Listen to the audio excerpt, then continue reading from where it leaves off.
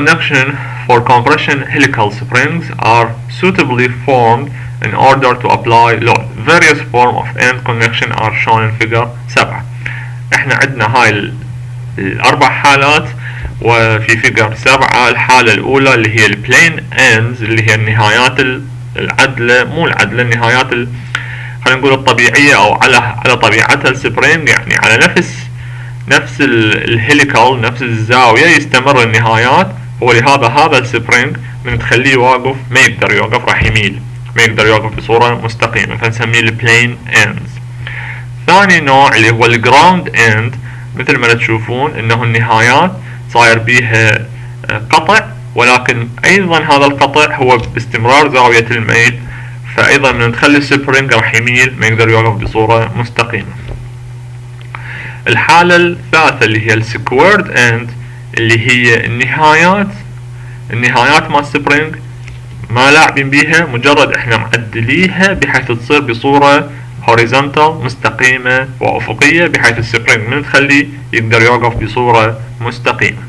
والنوع الأخير اللي هو السكويرد اند جراوند اندز، فالنهايات احنا معدليها ومسوي لها جراوندينج، بحيث ماخذين من عندها بحيث السبرينج من يقعد بمساحة سطحية أكثر، لأنه مو بس على نهاية السبرينج الدائرية، صاير عندك فلات وعدلة، اللي هي هاي تقريبا حالة الأفضل أو دائما تستعمل.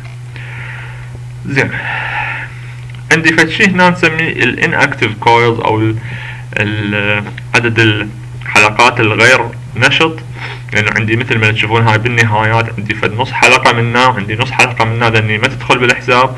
خلينا نشوف شلون نتعامل وياه.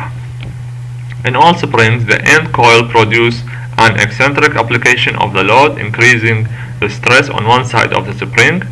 Under certain conditions, especially where the number of coils is small, this effect must be taken into account. The nearest approach to an axial load is secured by squared and ground ends, where the end turns are squared and then ground perpendicular to the helix axis.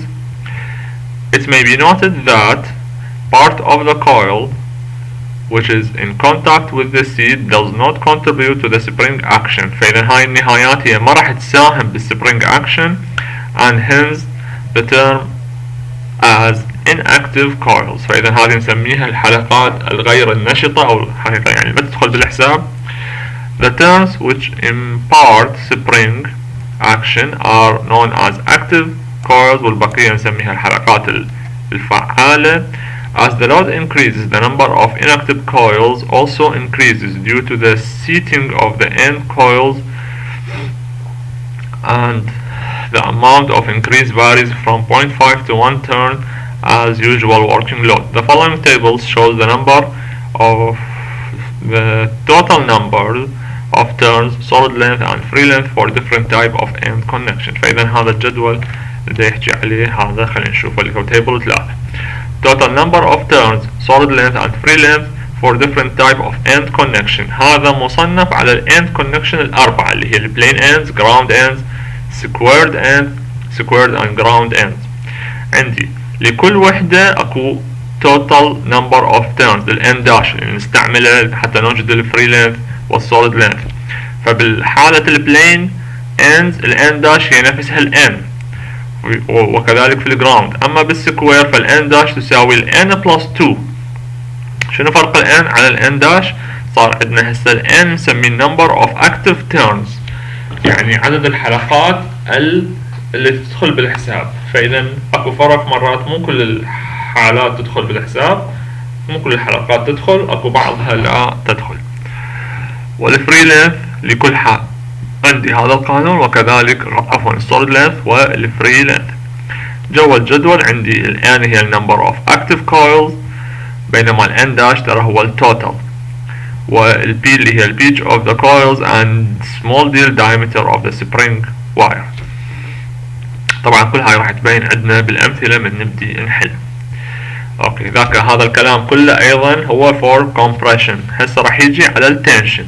The end connection for tension helical spring.